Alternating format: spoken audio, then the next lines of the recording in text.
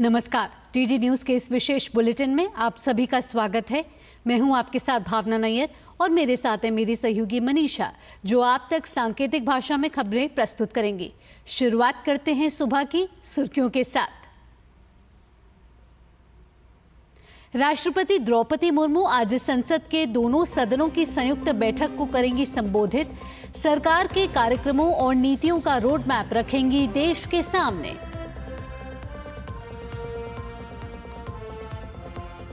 महाराष्ट्र में आज से विधानसभा के मॉनसून सत्र की शुरुआत। 12 जुलाई तक चलने वाले सत्र में कल पेश किया जा सकता है राज्य का बजट। मौजूदा विधानसभा का भी ये आखिरी सत्र। दिल्ली में पानी की भारी किल्लत की समस्या बरकरार। आम लोगों की परेशानियों के बीच सत्ता पक्ष और विपक्ष के बीच आरोप प्रत्यारोप का दौर जारी। देश के पश्चिम तटीय क्षेत्रों में अगले 3 से 4 दिनों में तेज बारिश होने की संभावना। आज से 30 जून के दौरान पूर्वोत्तर भारत में भी भारी बारिश के आसार।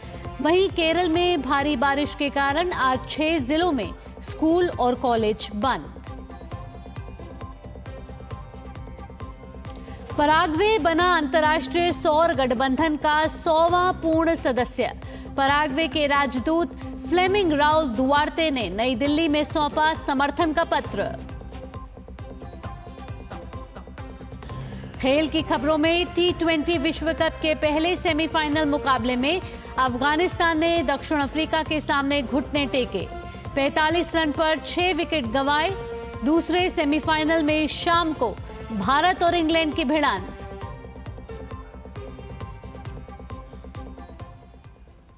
अब खबरें विस्तार से।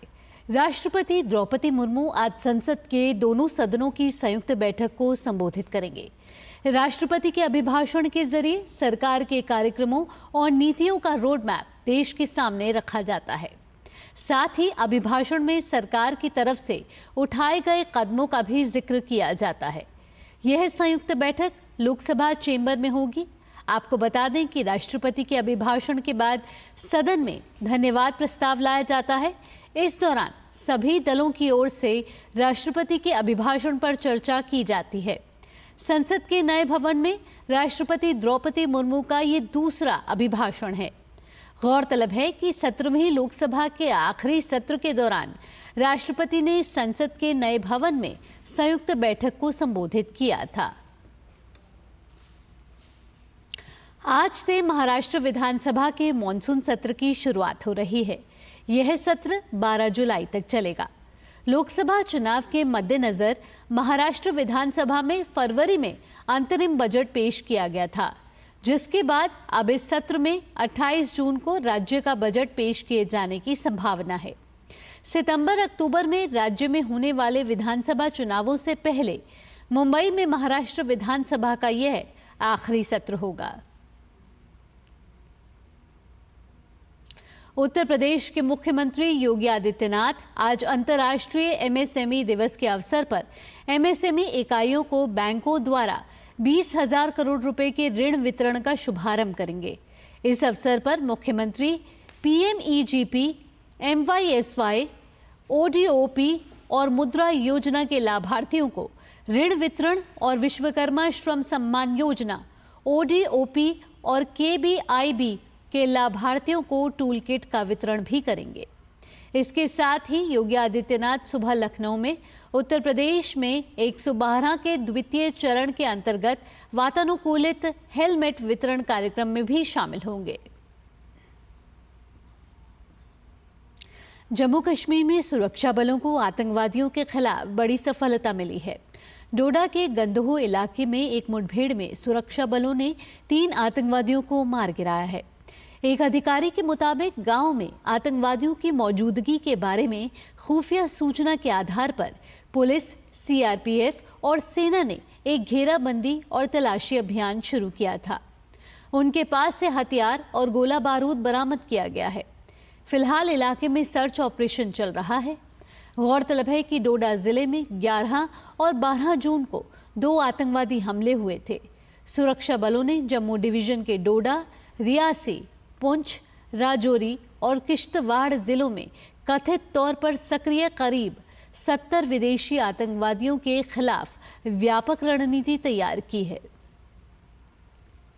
जो ये एनकाउंटर हुआ है इसमें 3 आतंकवादी मारे गए हैं और इनसे असला और एम्यूनिशन वगैरह रिकवर हुआ है और अभी इस इलाके में सर्च ऑपरेशन चल रहा है। इनके पास M4 मिला है और 2 M4 मिली है, एक AK-47 मिली है। देश की राजधानी दिल्ली में रहने वाले लोगों के लिए पानी की समस्या पहले से की तरह ही बरकरार है। लोगों को पानी की भारी किल्लत का सामना करना पड़ रहा है, लेकिन आम लोगों की परेशानियों के बीच सत्ता पक्ष और विपक्ष दोनों के बीच आरोप प्रत्यारोप का दौर चल रहा है। इस बीच अपनी दिनचर्या की जरूरतों को पूरा करने के लिए दिल्ली के लोगों को मजबूरी में टैंकर से पानी लेना पड़ रहा है। वहीं नल में यदि पानी आ रहा है तो वो इतना गंदा है कि इस्तेमाल करने योग्य ही नहीं है। ऐसे में दिल्ली की जनता पानी की आपूर्ति को लेकर बेहद परेशान है। देश के कई राज्यों में मॉनसून पूरी तरीके से पहुंच चुका है, जिसके चलते लोगों को भीषण गर्मी से राहत मिली है। मौसम विभाग के मुताबिक आने वाले 3 से 4 दिन के दौरान पश्चिमी प्रायद्वीपीय तट पर भारी से बहुत भारी वर्षा होने की संभावना है और 30 जून तक पूर्वोत्तर भारत में भी भारी वर्षा होने की संभावना है। साथ ही देश के उत्तर पश्चिमी हिस्से में वर्षा की गतिविधि बढ़ने की संभावना है। इस क्षेत्र में 28 से 30 जून के दौरान भारी से बहुत भारी वर्षा होने की संभावना है। बीते 24 घंटे की बात की जाए तो दक्षिण भारत के अधिकांश हिस्सों, उत्तर पूर्वी राज्यों और पश्चिम भारत में भारी बारिश हुई है।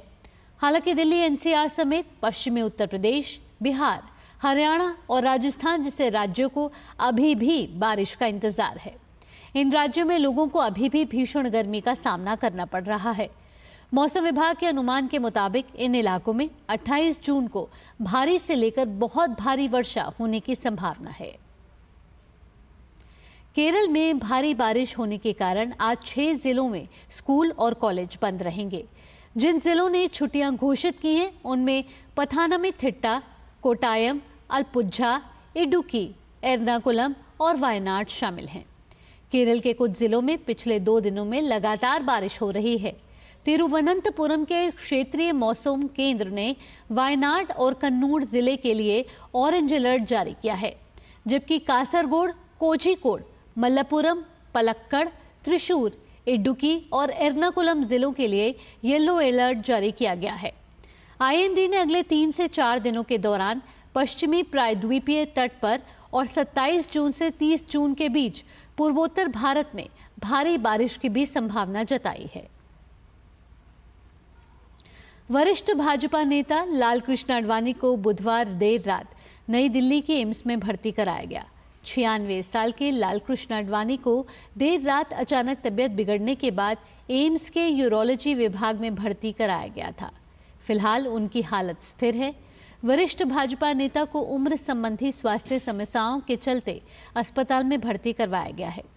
देश के पूर्व उप मुख्यमंत्री रहे आडवाणी को इसी साल मार्च में सर्वोच्च नागरिक सम्मान भारत रत्न से सम्मानित किया गया है। इससे पहले साल 2015 में वह पद्म विभूषण से भी सम्मानित हो चुके हैं। पराग्वे अंतर्राष्ट्रीय सौर गठबंधन में 100वें पूर्ण सदस्य के रूप में शामिल हो गया है। इस बात की घोषणा नई दिल्ली में की गई। विदेश मंत्रालय के मुताबिक संयुक्त सचिव अभिषेक सिंह के साथ पराग्वे के राजदूत फ्लेमिंग राउल दुआर्ते की बैठक के दौरान अनुमोदन सौंपा गया। आपको बता दें कि 30 नवंबर 2015 को पेरिस में COP21 के दौरान प्रधानमंत्री नरेंद्र मोदी और फ्रांस के राष्ट्रपति इमैनुअल मैक्रों की ओर से लॉन्च किए गए इंटरनेशनल सोलर अलायंस ISA का उद्देश्य जलवायु कार्रवाई के समर्थन में वैश्विक स्तर पर सौर ऊर्जा की तैनाती में तेजी लाना है। इसी क्रम में भारत में मुख्यालय वाले ISA ने अब सौर ऊर्जा को बढ़ाने में प्रौद्योगिकी, वित्त और क्षमता से संबंधी बाधाओं को सामूहिक रूप से दूर करने के लिए कई देशों को एक साथ लाया है। अमेरिका के न्यू मैक्सिको के रुइदोसो में जंगल में आग लगने से 2 लोगों की मौत हो गई। 1400 से अधिक घर और अन्य संरचनाएं जल गए और लगभग 8000 लोगों को उनके घरों से निकालने पर मजबूर होना पड़ा। न्यू मैक्सिको के रुइदोसो शहरों में और उसके आसपास शवों को खोजने के लिए कुत्ते काम कर रहे हैं। K9 टीम, जिसमें 30 स्निफर डॉग को मलबे से बचे किसी भी अवशेष को निकालने के लिए तैनात किया गया है। खेल की खबरों का रुख करें। T20 क्रिकेट विश्व कप में आज दक्षिण अफ्रीका और अफगानिस्तान के बीच सेमीफाइनल मैच खेला जा रहा है। अफगानिस्तान की टीम ने टॉस जीतकर पहले बल्लेबाजी करने का फैसला किया है। अफगानिस्तान को उस वक्त बड़ा झटका लगा जब उसके विस्फोटक बल्लेबाज रहमानुल्लाह गुरजाब बगैर रन बनाए पवेलियन लौट गए। उसके बाद जैसे विकेटों की झड़ी लग गई। अफगानिस्तान ने 50 रन पर ही 8 विकेट खो दिए। आपको बता दें कि मौजूदा विश्व कप में अफगानिस्तान ने सबको चौंकाते हुए पहली बार सेमीफाइनल में जगह बनाई है। वहीं दक्षिण अफ्रीका की टीम कई बार खिताब के नजदीक आने के बावजूद कभी कोई विश्व कप का खिताब नहीं जीत सकी है। T20 क्रिकेट विश्व कप के दूसरे सेमीफाइनल में आज भारत का सामना इंग्लैंड से होगा। भारतीय टीम के लिए यह मैच 2 साल पहले इंग्लैंड से मिली करारी हार का बदला लेने का मौका है। मौजूदा विश्व कप में भारतीय टीम का अब तक का सफर शानदार रहा है। टीम ने ग्रुप दौर और सुपर 8 के अपने सभी मैच जीतकर सेमीफाइनल में प्रवेश किया है। वहीं इस विश्व कप में इंग्लैंड का सफर मिला जुला रहा है। आज के मैच में टीम इंडिया की कोशिशें अपने जीत के सिलसिले को जारी रखते हुए फाइनल में जगह बनाने की होगी। वहीं इंग्लैंड की नजर लगातार दूसरी बार T20 विश्व कप जीतने पर टिकी होगी। इसी के साथ इस विशेष बुलेटिन में इतना ही। मुझे और मेरी सहयोगी मनीषा के साथ हमारी टीम को दीजिए अनुमति। DD न्यूज़ पर खबरों का सिलसिला यूं ही जारी रहेगा। नमस्कार।